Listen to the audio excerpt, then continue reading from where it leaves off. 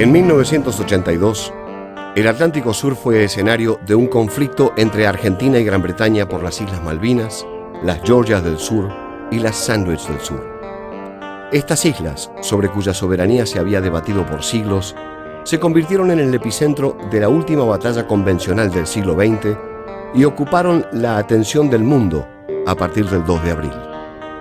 El 2 de mayo a las 4 de la tarde, en el contexto de una batalla naval entre las flotas argentina y británica, el crucero Ara General Belgrano, con 1093 tripulantes a bordo, fue alcanzado por 2 torpedos ingleses, hundiéndose para siempre en las aguas del Atlántico. 770 argentinos sobrevivieron en una colosal operación de rescate. 323 no regresaron a su hogar. Esta es una historia de héroes.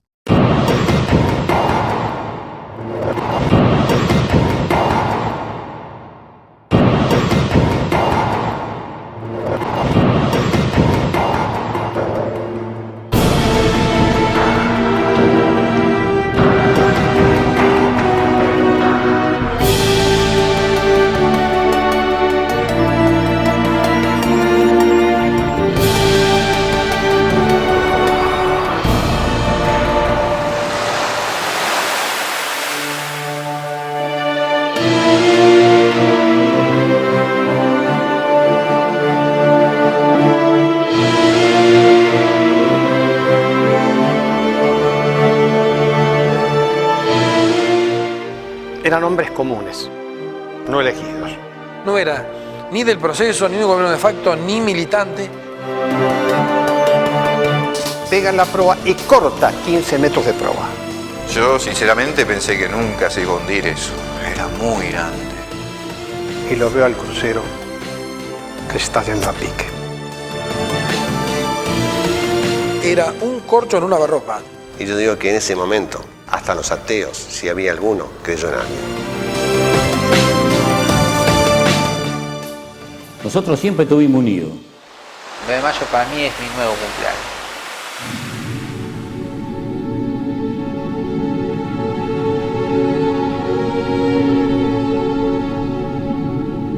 Eran hombres comunes, no elegidos. Más le digo, en tiempo de paz, en el mes de febrero, nosotros éramos 700, entre 650 y 700. Y cuando zarpamos, fueron 1093.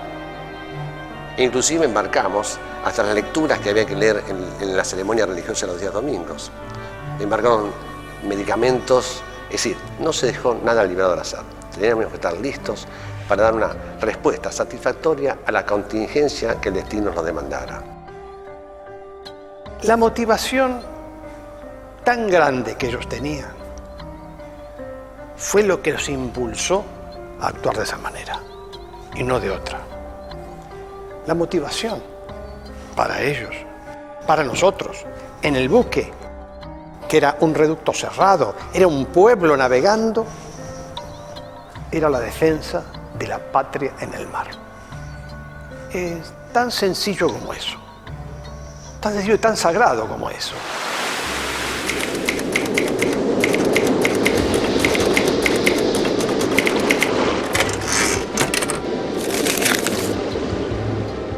Una mañana acercándonos a la isla de los Estados, y vi un conscripto tomando mate en cubierta. Y yo estaba dando unas vueltitas por ahí, me acerqué y le dije, ¿qué te parece? ¿Qué es esa que se ve en la penumbra? Porque la isla de los Estados se ve siempre en penumbra. Me dijo, es una isla que tenemos que defender de los ingleses. Y era un conscripto que hacía 2 meses que estaba en el buque. Y todos conformaron un espíritu de buque y un espíritu de equipo tan fabuloso que yo creo que es uno de los mayores orgullos que tenemos los tripulantes.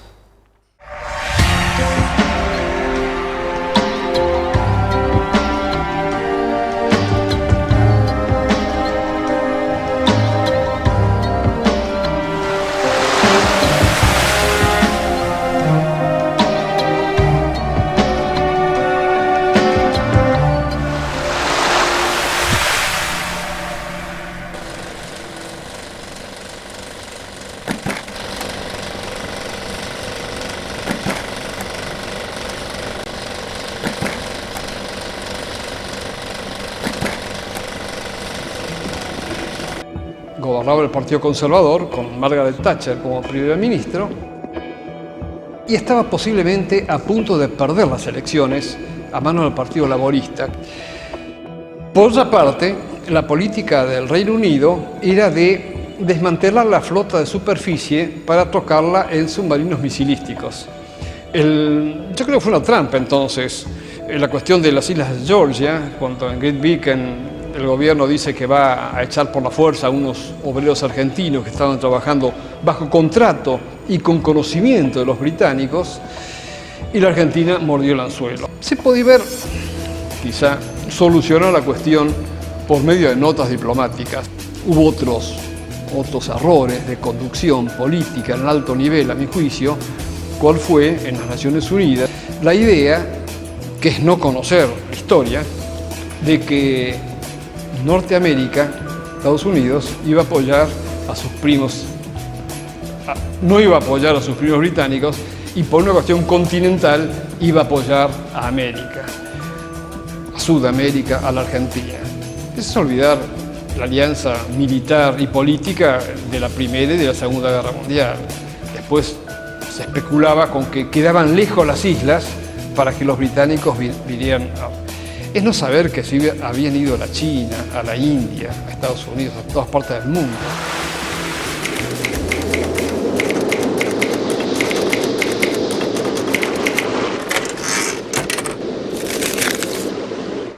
Yo sentí el patriotismo, es decir, cosa que es algo que, es decir, no sé cómo explicarlo, no te interesa perder la vida.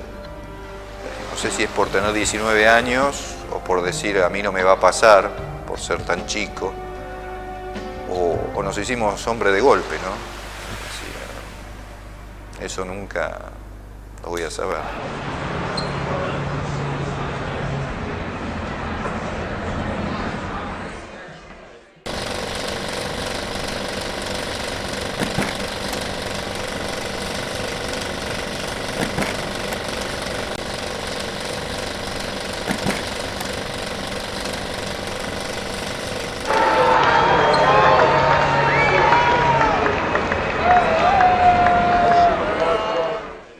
Yo recurro a mis recuerdos personales. Cuando se escuchó por los medios de difusión la marcha de las Malvinas y se oyó el comunicado en que se anunciaba la recuperación, muchos argentinos sentimos, ¿no es cierto?, una sensación de gran fervor y dijimos, bueno, por fin se ha logrado cumplir con una reivindicación histórica. Porque lo teníamos internalizado desde la escuela, desde todas las circunstancias, ¿no es cierto?, de nuestra existencia.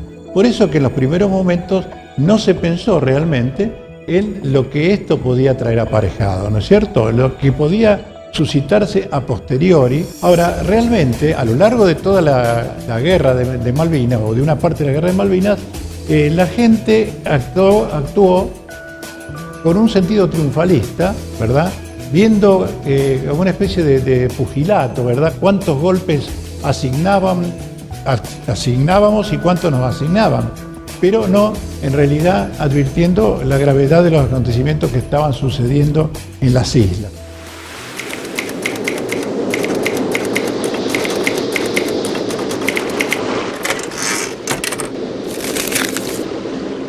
En la noche entonces del 30 de abril, el submarino Conqueror detecta al crucero General Belgrano a 80 kilómetros de distancia. Y teníamos un escáner viejo, era un equipo viejo, donde escaneaba las frecuencias, es decir, de todas las bandas, donde se hacen emisiones de radio, de transmisiones de los buques. Y en un momento el escáner paró. Es decir, claro, yo en ese momento no sabía qué frecuencia era, no sabía nada, entonces le pregunto a un cabo segundo que estaba conmigo a qué correspondía esa frecuencia. Y me dijo, puede ser aviones o submarinos. Entonces volvimos a escanear intensivamente esa banda, pero sin resultados.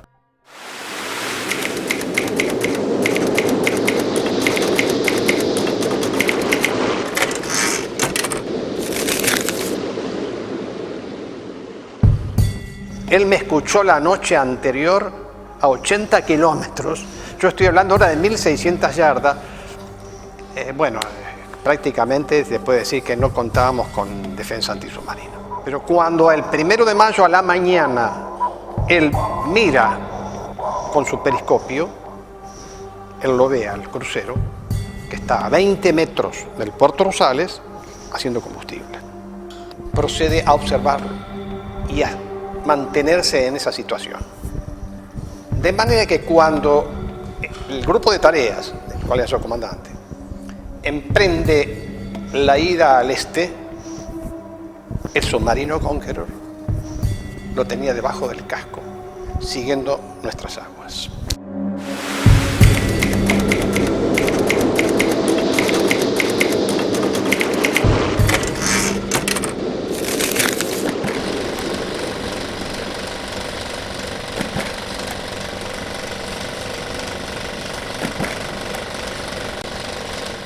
Se dice que estaba fuera de la zona de exclusión.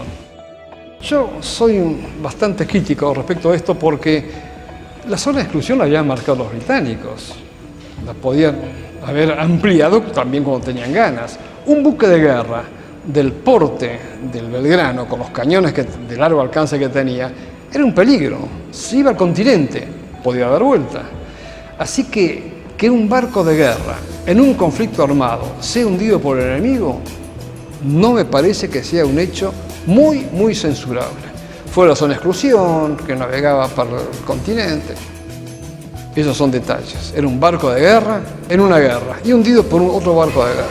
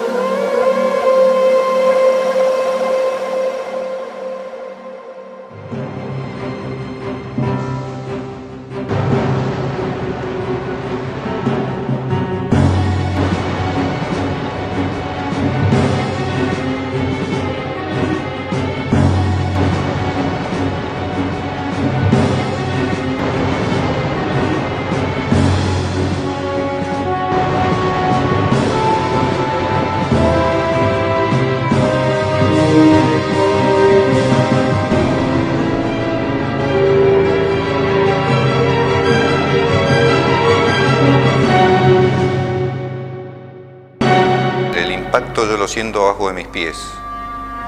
Me desplaza unos 50 centímetros del piso y caigo parado. Y en ese momento, mi reacción fue decir, hijos de P, fue un torpedo. Y yo pensé que era una práctica de tiro, como estábamos cerca de la zona de la isla de los Estados y ahí usábamos para hacer la práctica. Lo que menos pensé en ese momento que había golpeado el primer torpedo en popa. Cuando golpea el torpedo en el casco, lo hace en la mitad del buque, el primer torpedo, que es la sala de máquinas de popa. Quiero expresarle que es la sala más grande que tiene el buque. De manera que ahí había mucha gente cubriendo guardia.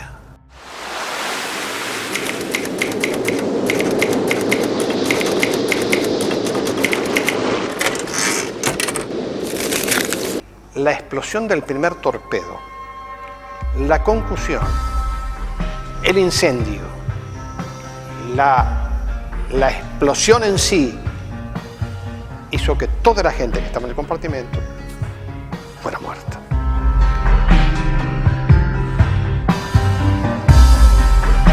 Veo pasar una llamarada de fuego por el pasillo, automáticamente el buque se entra a escorar. Y yo estaba a una distancia de donde golpea el primer torpedo, unos 5 metros. Yo perdí un amigo que es de mi pueblo. Yo soy de Vera, provincia de Santa Fe. A un muchacho, Cáceres Francisco. Él, en el momento de la explosión de popa, cuando yo me levanté, estaba durmiendo. Estaba acostado. Y no lo vi nunca más.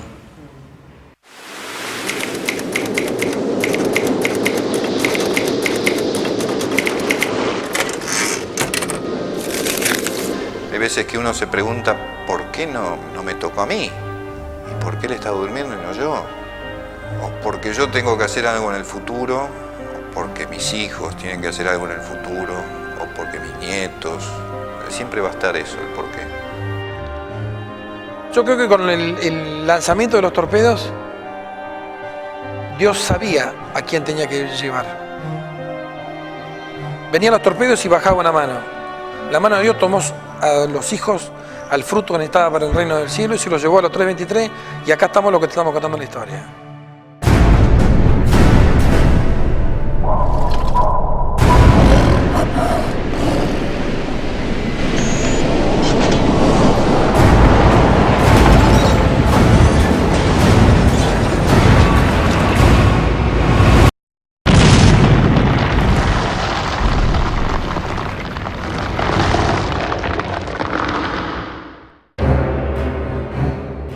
Es posible que el marino italiano Americo Vespucio en abril de 1501 las haya divisado. Las islas figuran en los mapas de Weidenmüller y Schöner de principios del siglo XVI. En 1520, Hernando de Magallanes pudo haber recalado en ellas, o bien pudieron ser avistadas por el capitán Esteban Gómez cuando desertó de la expedición y decidió retornar a España. Diego Rivero dibuja las islas en su Carta Universal y les da el nombre de San Antón. Pero no serán ratificadas hasta la expedición holandesa Mahú y Cordés, cuyo fin era obtener riquezas mediante el saqueo de las posiciones españolas y portuguesas de las Indias. Los navíos holandeses son atacados por los araucanos en el sur de Chile, y solo la embarcación Geloof, al mando de Sebald de Veer, sobrevive. El 24 de enero de 1600, Sebald de Veer descubre las islas y lo consigna en su diario de viaje, llamándolas Sebald.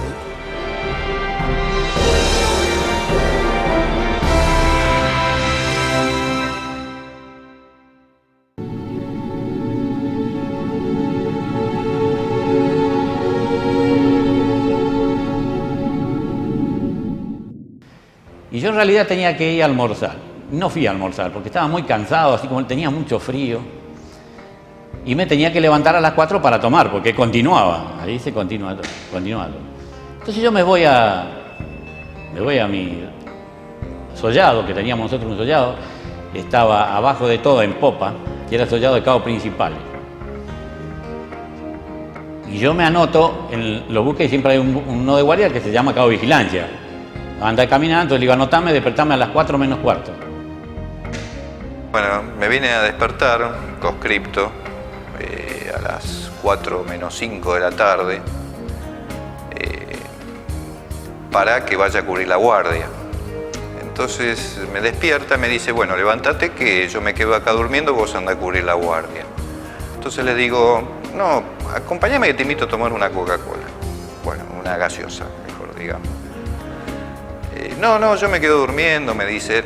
Digo, acompáñame que te invito a tomar una gaseosa.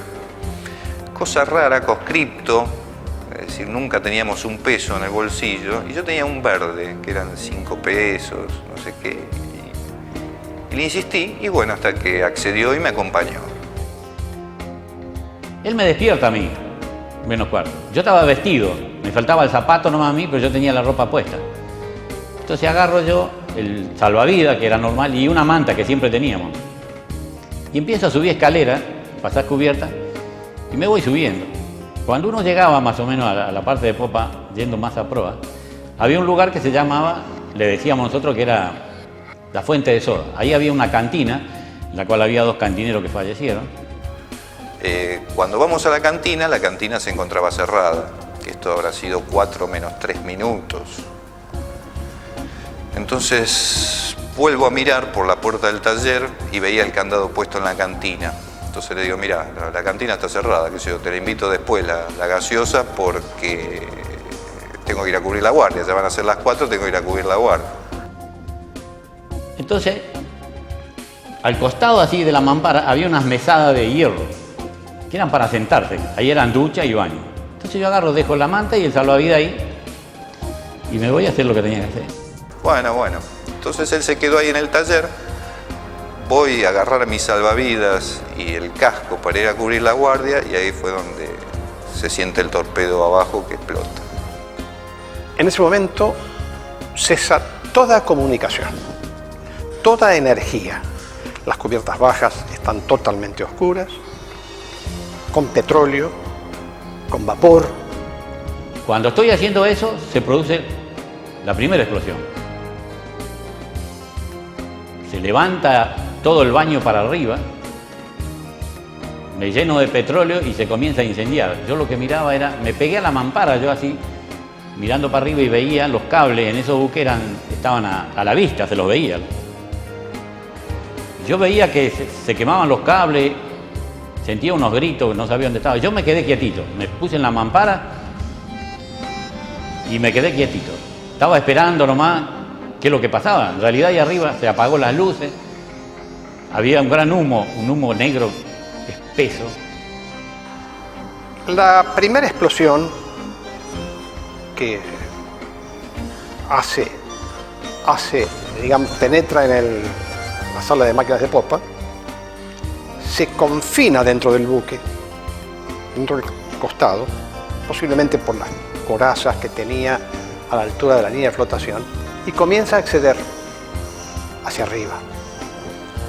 Y entonces va destruyendo 4 cubiertas hacia arriba. Y destruye material y destruye gente.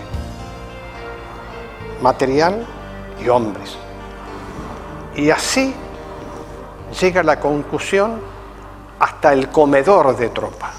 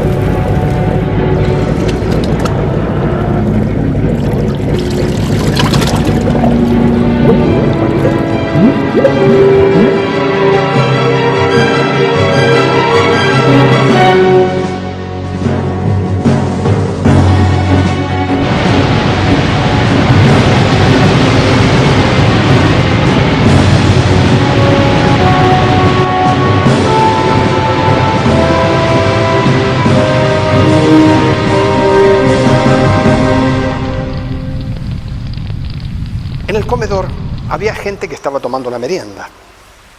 Declaran, porque han sobrevivido muchos de ellos, que una bola de aire caliente, casi color rojo, comenzó a avanzar hacia ellos. A tal punto que los hombres se tapan la cara con las manos, preservando los ojos, la boca, el rostro. Y la bola de aire caliente los atraviesa. Contaban con medias de nylon. Y el nylon se derritió. Y se derritió sobre la piel.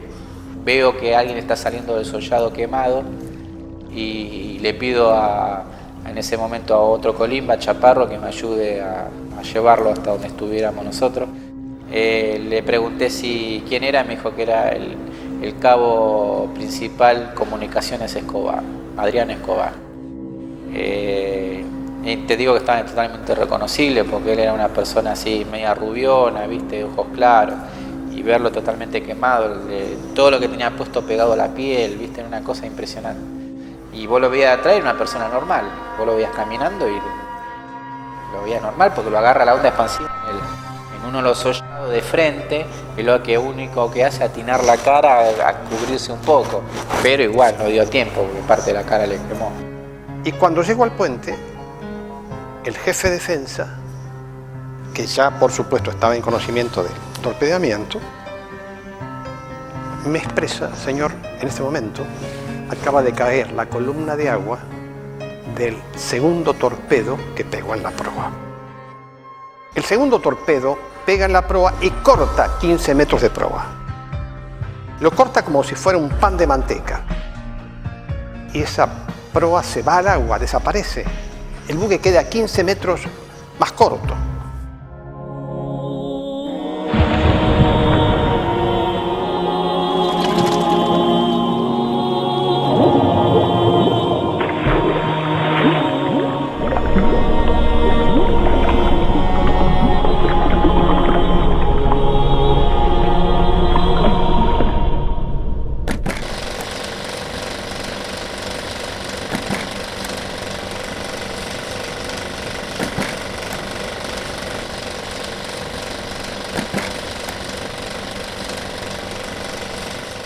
Pero en realidad la actuación del presidente Belaúnde Terry fue recibida como una especie de gran espaldarazo. Con el Perú nos unen, digamos, relaciones históricas de los comienzos de la emancipación. No en vano San Martín fue su libertador, fue el que lo creó al Perú como Estado independiente. Y Perú manifestó en todo momento una gran adhesión a la Argentina, que se proyectó aún después de la mediación. Ahora, la mediación obviamente se dificultó a raíz del propio hundimiento del general Belgrano, ¿verdad? El hundimiento de Belgrano implicó que esta mediación era inviable y cayó.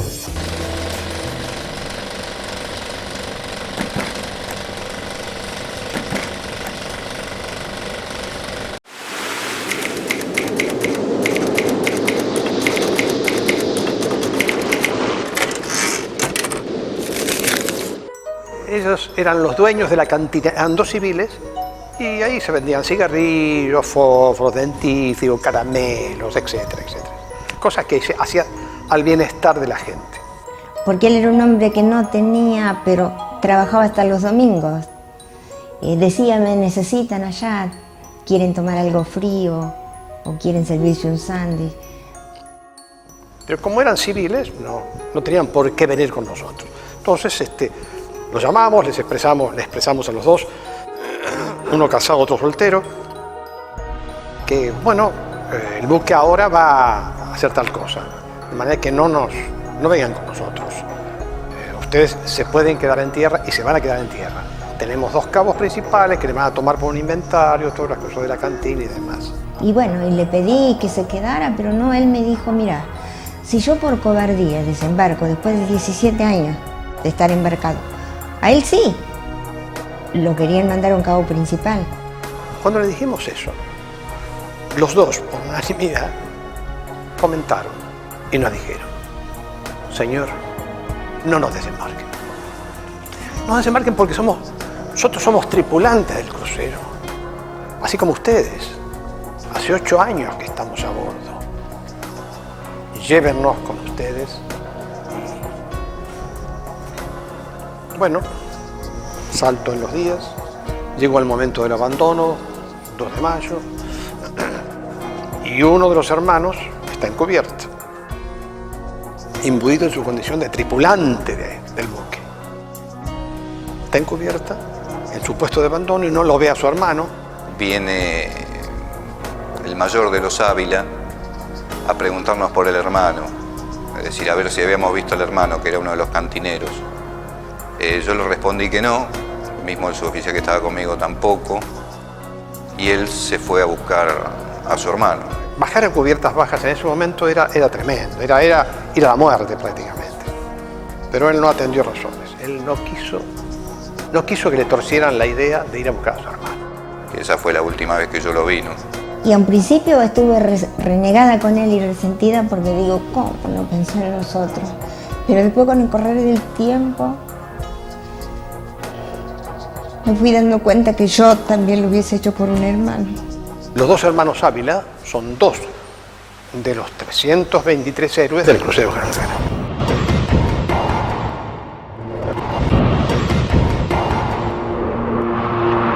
Con el megáfono de mano se hizo correr la voz de cubrir puestos de abandono.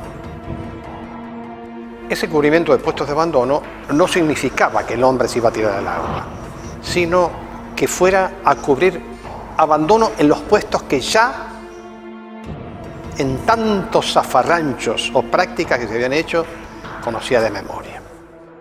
Se había logrado un adiestramiento perfecto, de hacer los adiestramientos de combate o de abandono durante el día sin previo aviso. Empezamos a hacer adiestramientos nocturnos apagando todas las luces del buque, de tal forma que la gente supiera trasladarse en las cubiertas, muchas cubiertas que hay hacia abajo, en la oscuridad, y eso fue realmente nos dio una gran solución en el momento que tuvimos que enfrentar. Ahí se conformó un collar, digamos, de gente agrupada en las estaciones de abandono. Y me despido de mi mejor amigo, que había hablado antes, que nos conocimos en la instrucción, Juan Carlos Zangani, que era un hermano más que un amigo, porque inclusive él no tenía hermanos, era hijo único, y andábamos siempre juntos, íbamos a bailar, él vivía en casa siempre, me quedaba yo en la casa de él, en la casa mía. Y bueno, y me despedí y el negro me dice, el negro es entre comillas, porque era más rubio que la leche, más blanco, y él me dice, no, mira, dame un abrazo acá, hermanos, que va a ser la única vez que no vamos a poder, o la última vez que vamos a abrazar, porque no creo que nos volvamos a ver. Y hasta ese último momento, bueno, me dio un abrazo, me saludó, lo único que me dijo es decir a mi viejo que los quise mucho, que si no vuelvo, despedirte de ellos. El famoso sálvese quien pueda, por ejemplo, no existió. No existió ni por al revés. Ellos extremaron las medidas para ayudar al camarada, para sacarlo herido desde abajo, en los hombros, ayudarlo en la balsa, ayudarlo en la cubierta, prestarles auxilio, los enfermeros poniendo inyecciones de morfina a la gente que estaba muy dolorida. Yo desde el puente veía esos procedimientos, esa forma de actuar, y realmente todo lo que estaba en mi mente estaba totalmente despejado de lo anterior, y solamente la mente estaba presta para recibir estas imágenes. Para mí es una imagen que yo no me puedo olvidar jamás. Todo el mundo hacía lo posible para ayudar a gente que salía quemada y sentarla hasta que diera la voz de abandono. Nadie largó una balsa por más que el buque estaba jurado hasta que yo no diera la orden. Y realmente el comportamiento de la gente fue fabuloso. Pero fue todo cuestiones de segundos, no es que estamos hablando de una hora. En segundo las órdenes, las cosas que se vivieron parecieron eternas, ¿no? Mi pensamiento era, ordeno el abandono, no ordeno el abandono, el buque se puede salvar, no se puede salvar.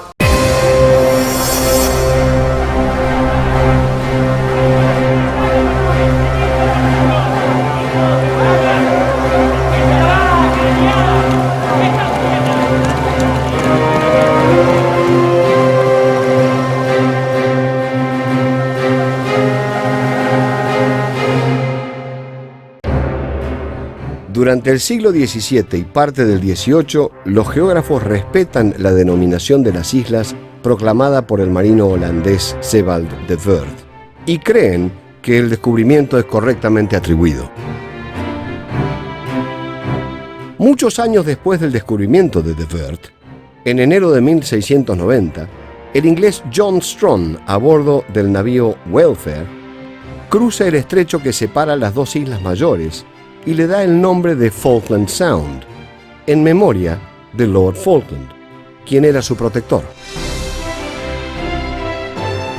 La Compañía Francesa del Mar del Sur, en 1701, divisa un islote y se dirige a él. Como son marinos provenientes de Saint-Malo, estas reciben el nombre de Nuevas o Malouines, que luego los españoles modificarían por Malvinas. En el año 1763, el capitán francés Louis de Bougainville concibe la idea de retomar las expediciones australes francesas. Es así que funda en las Islas Malvinas una colonia plenamente organizada. El 2 de febrero, fondea en la isla oriental y funda el pueblo Saint-Louis. Los franceses construyeron casas con jardines, cultivaron la tierra y encerraron el ganado en corrales. Por protestas del gobierno español que reclama las Islas Malvinas, Bougainville actúa de acuerdo con el derecho internacional, ya que reconoce la propiedad de España sobre los territorios convenidos en el Tratado de Tordesillas. En el mismo, las islas estaban dentro del ámbito geográfico español. El capitán francés Bougainville entrega las islas de buena fe en 1767.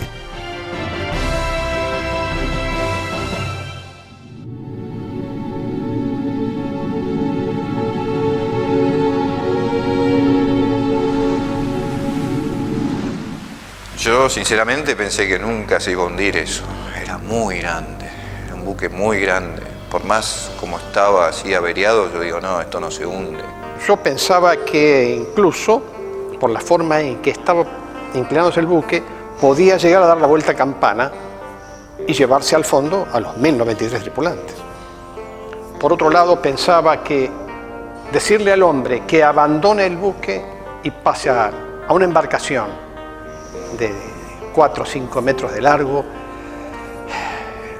era pensar que no sabíamos en qué futuro tendría. A partir de ese momento en que se ordena abandono, hay acciones individuales, que cada uno lo puede contar.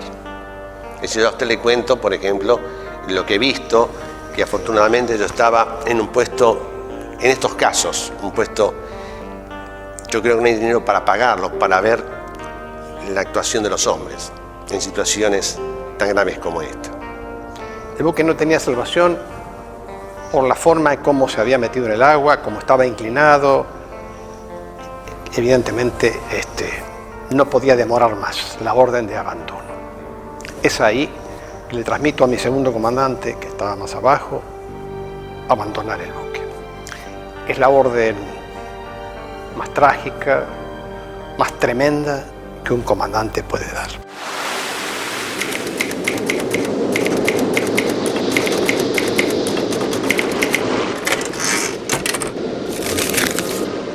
Hay que separar la balsa del buque, porque si no cuando se hunde nos chupa.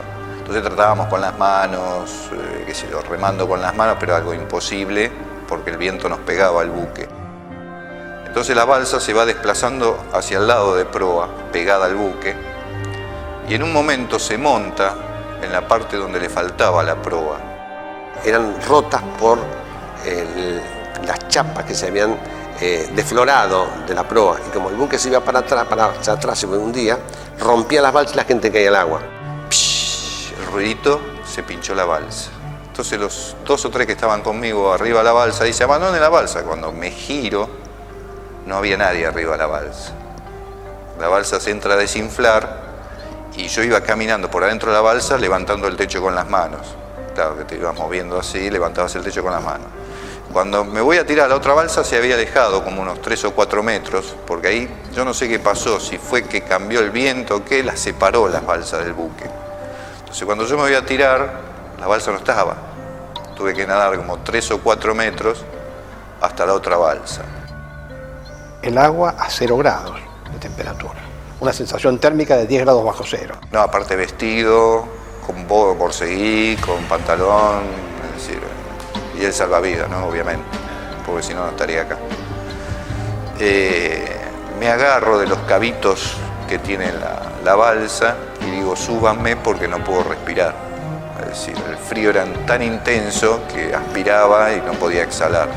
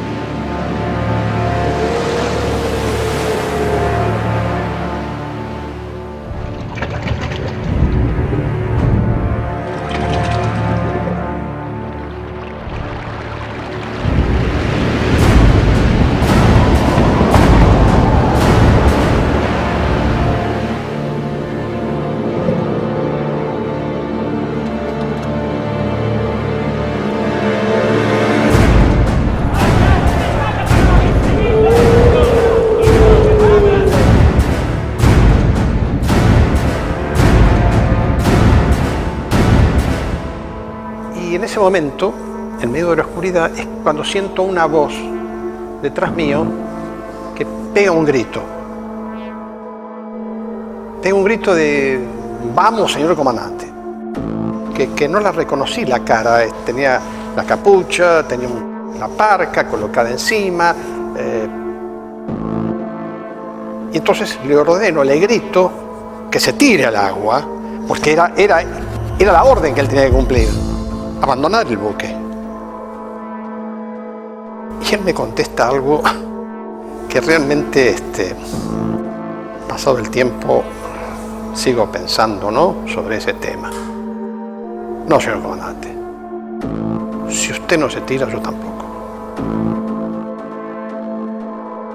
El Estado Mayor Conjunto comunica que como resultado del ataque sufrido en un punto situado a los 55 grados 24 minutos latitud sur y 61 grados 32 minutos de longitud oeste por el crucero Ara General Belgrano, existen indicios que hacen presumir su hundimiento. Así fuimos, agarrándonos como pudimos, porque el buque ya tenía como 40 grados de inclinación. Estaba lleno de petróleo en la superficie. Llegamos hasta la proa. No encontramos a ninguno que necesitara el auxilio nuestro. Es ahí donde esas fotos famosas, la secuencia de fotos del hundimiento, hay una foto donde se ve el buque y dos figuras humanas en la proa.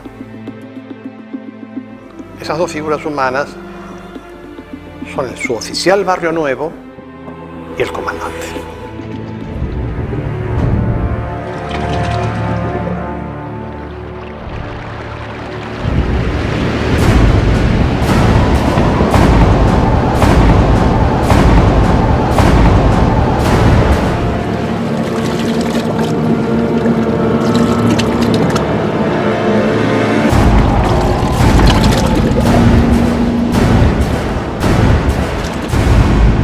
No. One moment. Woodrow Wyatt says you only respect people who come in to make One their moment. point.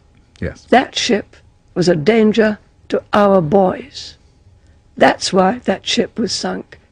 I know it was right to sink her, and I would do the same again.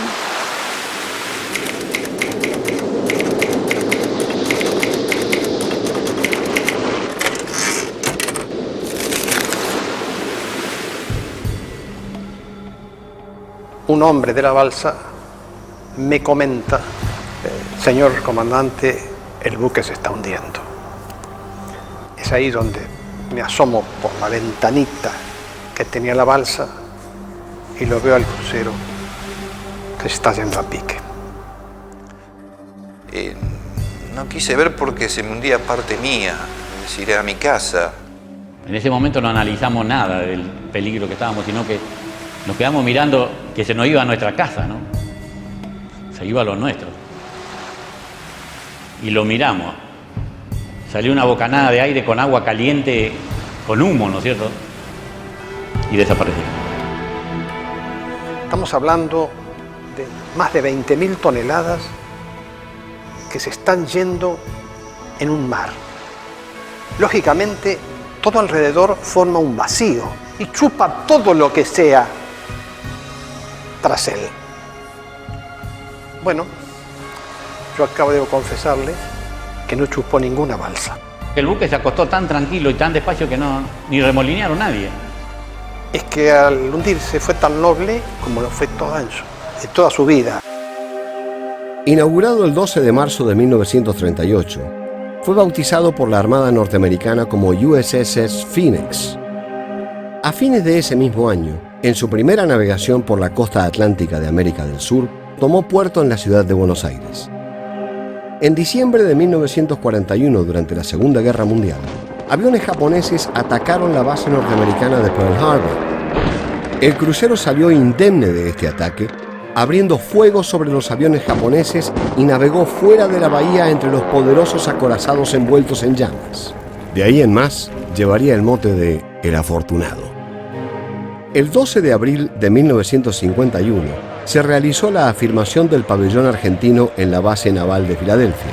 A partir de ese momento pasó a llamarse Ara 17 de octubre. Años después tomaría su nombre final, General Belgrano.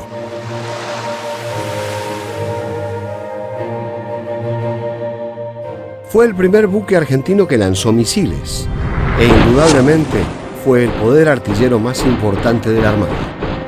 En 1969, el crucero Belgrano se convirtió en buque insignia de la flota de mar. El Belgrano fue el hogar de muchos marinos argentinos. Más de 10.000 hombres formaron parte de su tripulación. En abril de 1982, con 1.093 hombres a bordo, zarpó hacia las Islas Malvinas. Esa fue su última navegación. Y fue esa la travesía que lo guardó para siempre en la historia argentina.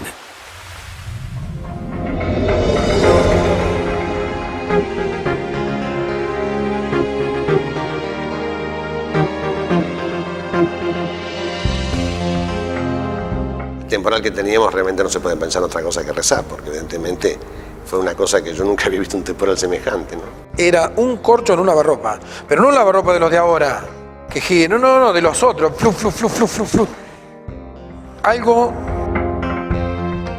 Estoy acá, en el medio del mar, que miro para cualquier lado, no veo nada, con un temporal de 120 a 150 kilómetros por hora, con ola de 6 a 10 metros de altura, con temperaturas de bajo 30 grados. Y vos decís, ¿qué hago acá? ¿Resistiré un día más, una hora más? Era un punto, era un alfiler. Si la balsa se daba vuelta, lo único que quedaba era tragar agua. Es decir, ¿para qué luchar? Era innecesario. Por más que luchemos, está bien, la balsa se daba vuelta, que vamos al techo, al piso. Con la temperatura era imposible sobrevivir. Que el mismo frío inclusive nos hacía orinar encima, y eso era bueno porque nos daba calor como si fuera una bolsa de agua caliente. Hay algo que es humano. Las balsas sobrecargadas tuvieron un final mejor.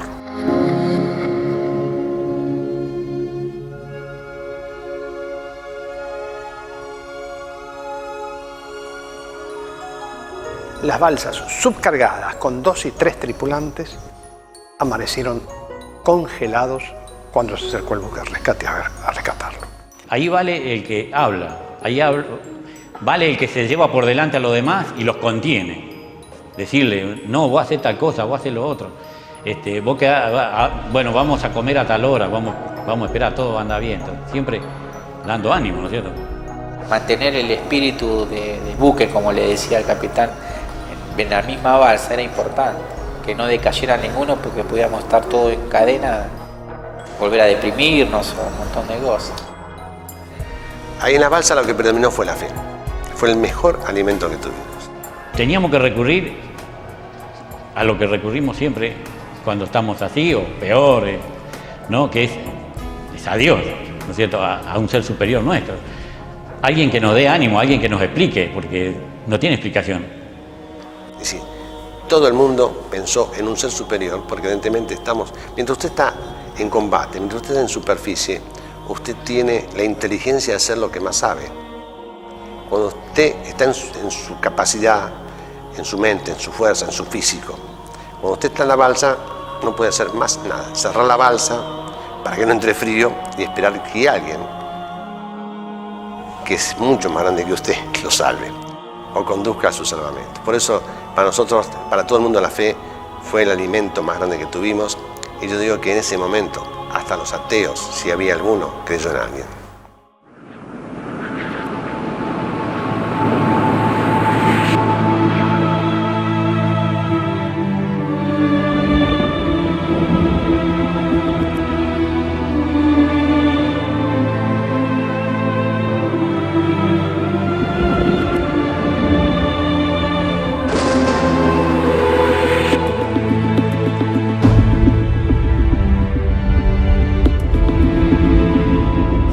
Ahora llevarme, digo, o sea, mi abuelo había muerto en el 80. Digo, llévame con mi abuelo que voy a estar acompañado del seguro. Y bueno, no quiso que fuera así. Hay historias de guerra en donde han atacado a buques en rescate. En fin, yo le diría que en ese momento eso no se pensó. Íbamos con todas las luces del buque prendidas, de cubierta, íbamos tocando sirena del buque, es decir, tratando de ser indiscretos, algo precisamente contrario a lo que veníamos haciendo hasta el día anterior, para actuar de llamador, por decir de alguna forma, respecto a la gente que estaba en las balsas. Y la gente estaba confiada y esperando. El tema cambia cuando ve la luz que realmente ve que lo pueden salvar. Ahí la situación cambia totalmente, porque entonces pasa de un estado de tranquilidad, de espera, a una situación que dice, yo no me la pierdo, ahora que sería posible salvarse, no me quiero salvar. Hay que ver que la gente en las balsas en ese momento estaba pasando los peores momentos. Es decir, desesperación, ¿no? Porque querían un rescate. Y escúchame, le dije yo, aguantaste tanto tiempo, que aguantés 2 horas más, ya está. Ya nos vieron, ya nos van a rescatar. Ya no es que el destino que diga haga lo que quiera, porque estamos dispuestos a morir.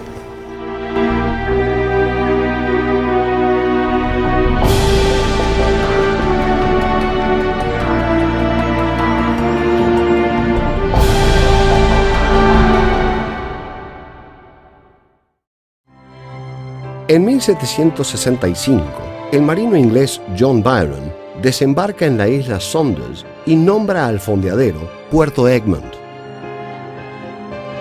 Habiendo pasado ya más de 2 años desde la ocupación francesa en la isla por parte del capitán Bougainville. De aquí en más, comenzarán una serie de avisos españoles para que los ingleses abandonen las islas, hasta que en enero de 1770, los ingleses son expulsados por el mayor general de la Armada, Juan Ignacio de Madariaga, bajo el fuego de los cañones.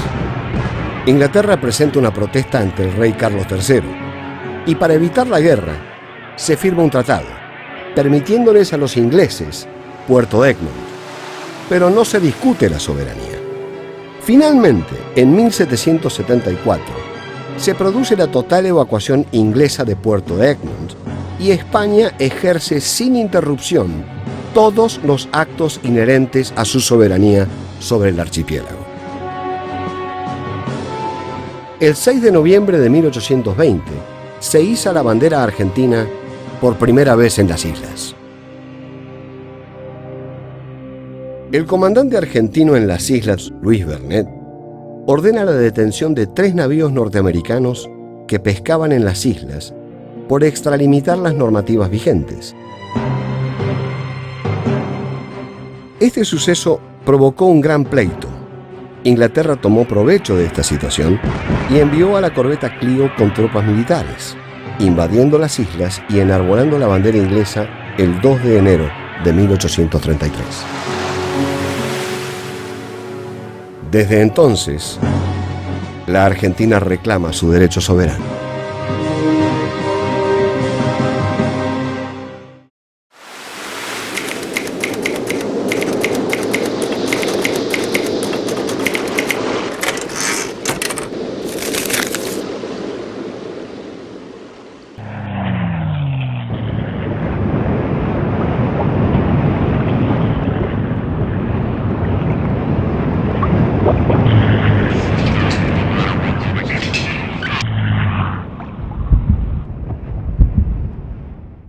Este ha sido el rescate más exitoso del que se puede hablar. El 100% de la gente que estaba en condiciones rescatada fue rescatada. Logró sacar del mar a 793 personas. 793, hay 23 que por frío, por las quemaduras que tenían, se nos mueren, por decir así, en el rescate. 770 llevamos de vuelta a puerto.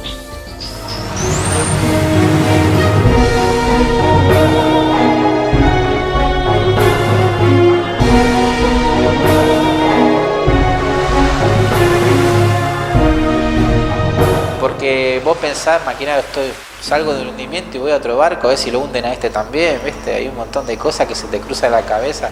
Usted encuentra algunos que entran, no digo atemorizados, yo diría choqueados, porque indudablemente llevaban todos más de 24 horas. El que llevaba menos llevaba 24 horas en la balsa, algunos llegaron a 48, tal vez algunas horas más. Estando arriba de un buque, lo primero que te designan es la balsa. Por más que esté... Y claro, nos llevan a cubierta, miramos y dicen, bueno, esta es la balsa que le toca a ustedes. Digo, ¿otra vez? Dice, le hundieron un barco, a esta también lo pueden hundir. Así que esta es la balsa de ustedes.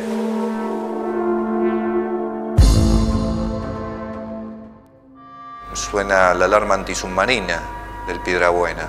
Yo todavía pregunté qué era la alarma antisubmarina y bueno, los muchachos del Piedrabuena entraron a correr para cubrir los puestos de combate. Y yo dije, otra vez no abandono. Agarré y me acosté en la cama y así fuimos 3 o 4 que nos quedamos ahí, que dijimos, otra vez no abandonamos. Y nos quedamos acostados esperando que un torpedo entre por el mamparo, ¿no? Porque otra cosa no quedaba. O animándote al otro compañero que está mal. O sea, yo vi inclusive cuerpos que entraban de gente fallecida.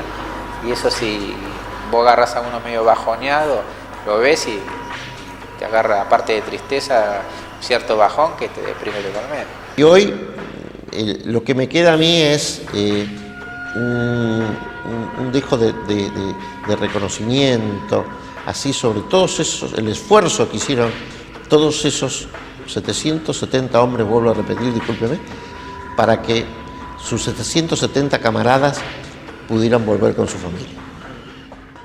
La gente te daba la cama de él, la comida de él, la ropa de ellos, todo, la tripulación pasaba a estar en disposición de la gente del crucero. Y empezando a tomar conciencia y empezaban a llegar las listas de los que habían sido rescatados y a sacar cuenta de los que no estaban.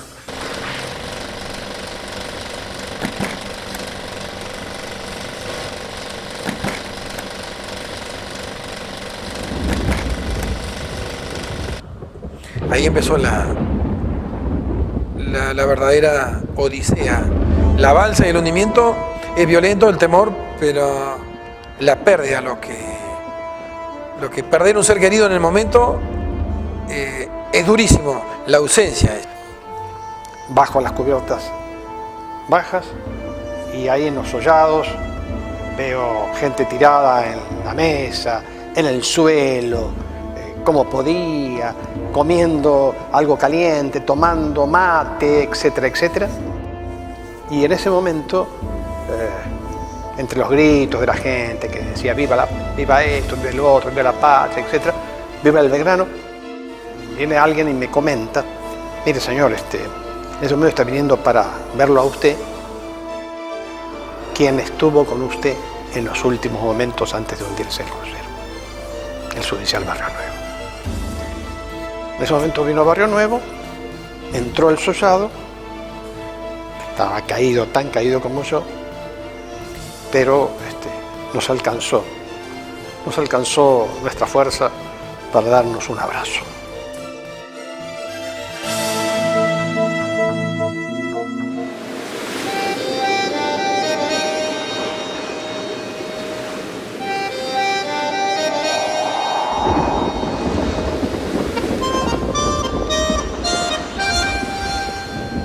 Escobar, cuando fallece, calculamos nosotros que había sido o un día antes, o unas horas antes de ser rescatado. Cuando se muere se va consciente de que hubo alguien, un grupo de personas que por lo menos lo ayudó a estar esas últimas horas cuidado, atendido, o sea, todo lo que podíamos era todo dedicado a él. Pero se le curó lo que más pudo y él siempre nos decía, a ver, manténganlo despierto, háblenle, porque él tenía miedo de que se quedara dormido y bueno, pasó así. Nosotros pensamos que seguía durmiendo y después no despertó nunca más. Cuando muere Escobar, evidentemente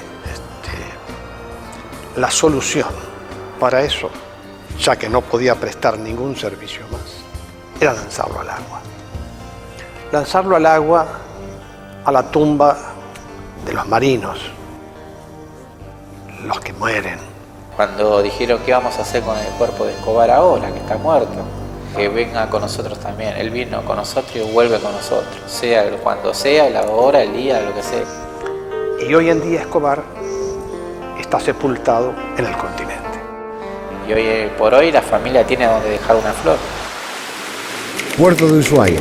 Arriban con los sobrevivientes los destructores Piedrabuena, Bullard y el aviso Burruchaga.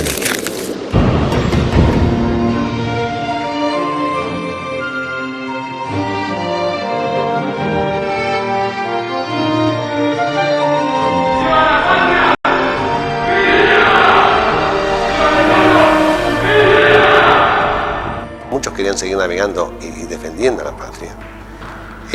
No lo pensé en ese momento, pero lo uno ahora. De que tenemos que dar sensación de no estamos derrotados.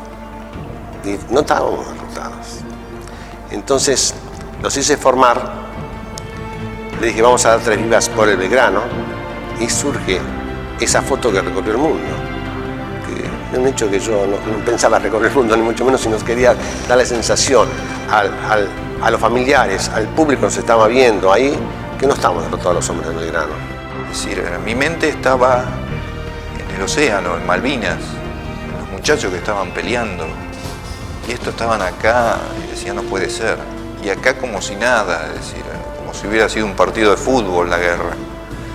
Entonces esas cosas me hacían ver la vida diferente. Es decir, yo tenía ganas de tener un fusil para estar en Malvinas. No sé si por impotencia de haber estado en un hundimiento y no poder haber hecho nada, no poder haber combatido. Cansa la pelota, el jugador. Gol, gol, gol, gol, gol, gol, gol, gol, gol, gol, gol, gol, gol. Gol. El conflicto no se apreciaba en toda su magnitud, donde no se veía la gente ir y venir, ni se podía saber cuáles eran las consecuencias. Y de alguna manera, para engañar nuestra conciencia, empezaron a hacerse colectas, se mandaron algunos obsequios a los soldados, generalmente inservibles, y con eso se creyó que estaba todo resuelto. Eso fue una pena, y la pena mayor quizá haya sido el hecho del retorno, ¿verdad? Donde estos verdaderos héroes, que estaban más allá de las motivaciones políticas que llevaron a la guerra, se encontraron con que el país le dio la espalda. El país siguió tan campante, tan contento en sus celebraciones cotidianas, en el fútbol y en tantas otras cosas, pero realmente no vivió el dolor ni el acompañamiento de la gente que volvió de la guerra de Malvinas. Y por eso, hoy por hoy, los veteranos de Malvinas siguen recordándolo. Y el pueblo argentino tiene que, de una vez por todas, devolverle en afecto y en obras lo que ellos dieron por el país.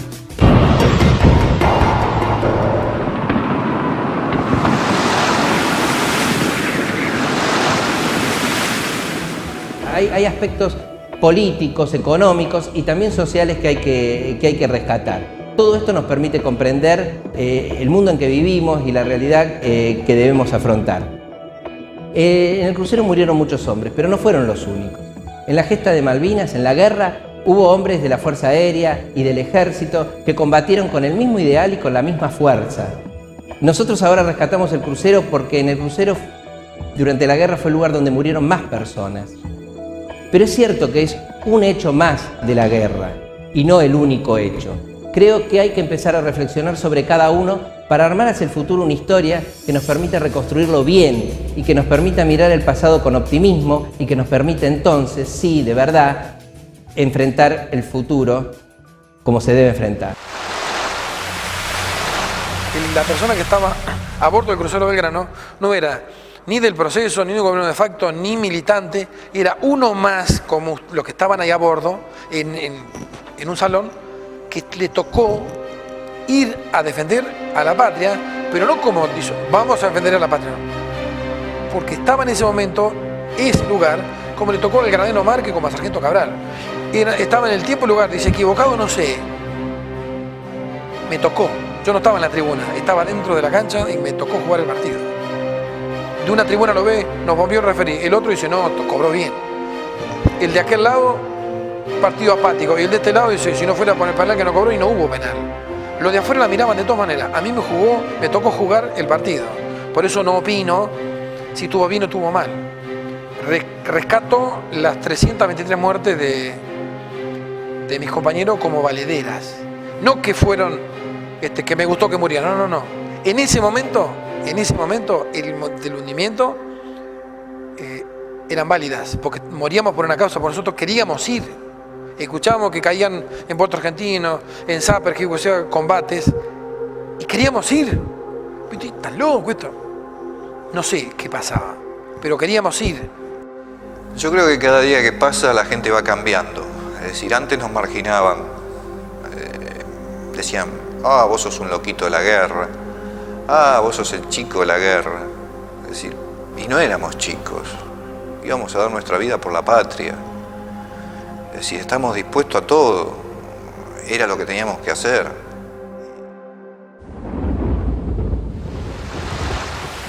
Y cuando yo puedo comunicarme con mi familia, le dicen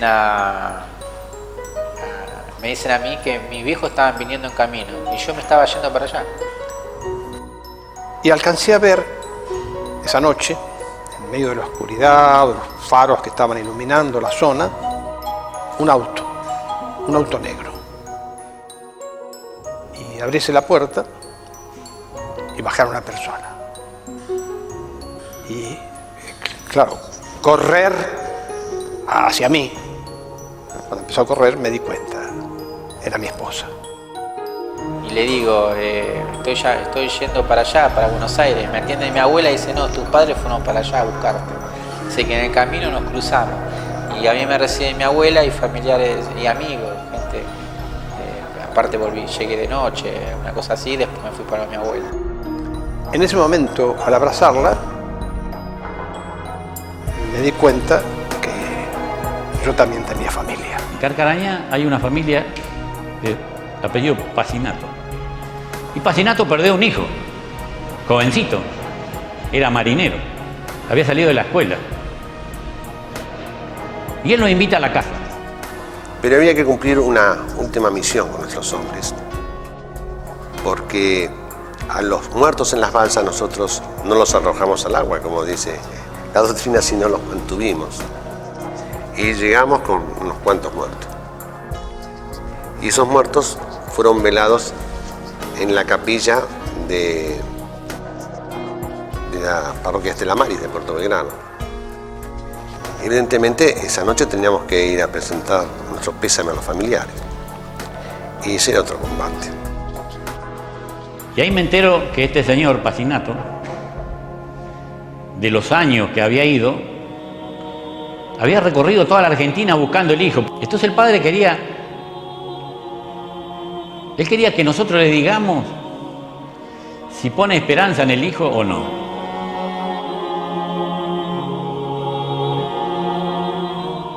No es fácil. Yo soy una persona como cualquier otra. Para ciertas cosas no estoy preparado. Yo soy un hombre de la Marina de Guerra. Y bueno, le dijimos que el hijo de él, si no apareció, no se salvó. Y que se murió tranquilo, no sufrió, y que él lo único que hizo fue cumplir con su juramento. Que él algún día lo iba a entender y que el hijo de él era un héroe, no nosotros. Porque se quedó con los 323 compañeros nuestros en la unidad. Y fuimos a la iglesia Estela Maris esa noche. Y todavía recuerdo esa imagen había varios fetros, las familias. Y ahí no sé si vencí el miedo o no, pero iba con mucho miedo. Hacía un mes que habíamos salido todos y ahora estaban muertos ellos, nosotros vivos. Sabíamos que para nosotros no era una responsabilidad, no lo sentía como una responsabilidad yo, pero para un padre, para una madre, podía sentirlo así, y perfectamente. Y entonces me acerqué a un féretro y había un señor, que todavía lo estoy viendo, parecía un hombre por su forma de vestir de campo. y me dijo unas palabras que yo jamás las podré olvidar. Cuando le presenté el pésame me dijo, mire capitán, yo perdí 2 hijos, pero este no lo siento tanto porque murió por la patria. Yo nunca tuve palabras para poder expresar lo que sentí en ese momento. La grandeza de ese hombre realmente me dejó apabullado.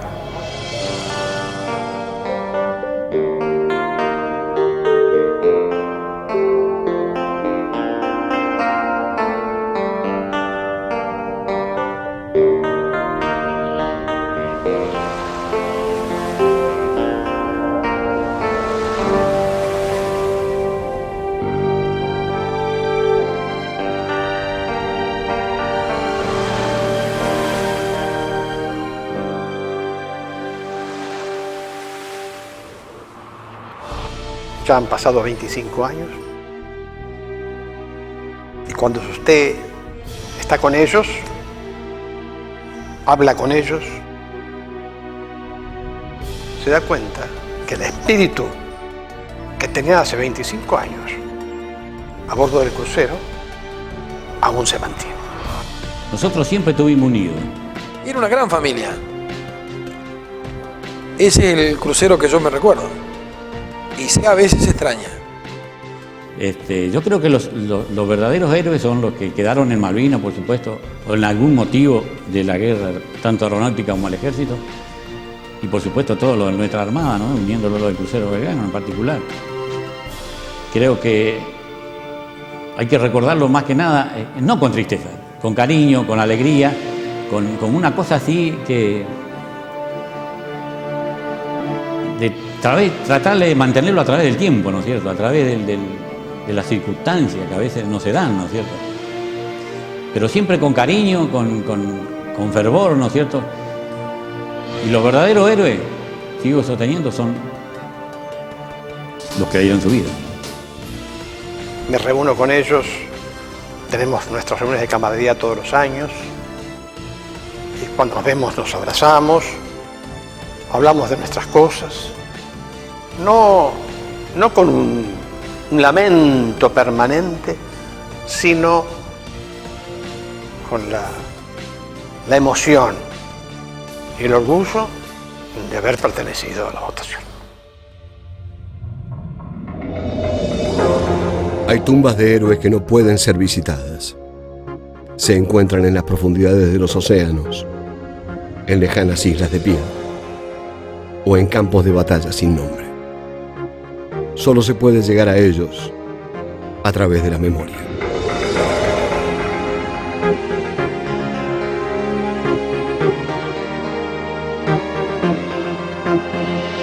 La medalla en el pecho, clavada en el corazón, y una visión de Dios, de celeste y blanco, navegando entre los mares. En las noches ves fantasmas que muerden el pabellón. En las aguas bajo el frío duerme. ¿Quién guardará tu plegaria del viento? ¿Quién borrará nuestras lágrimas del mar? Siento al dormir tus muletas en llamas y en sueños volverás a caminar.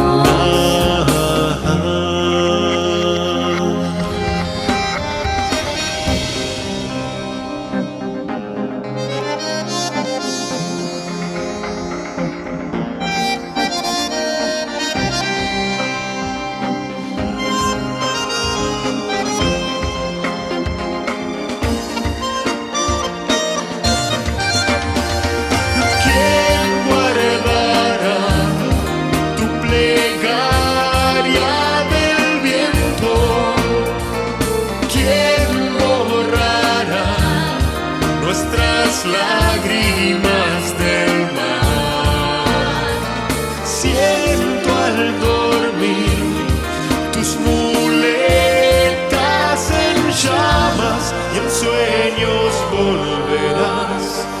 caminar.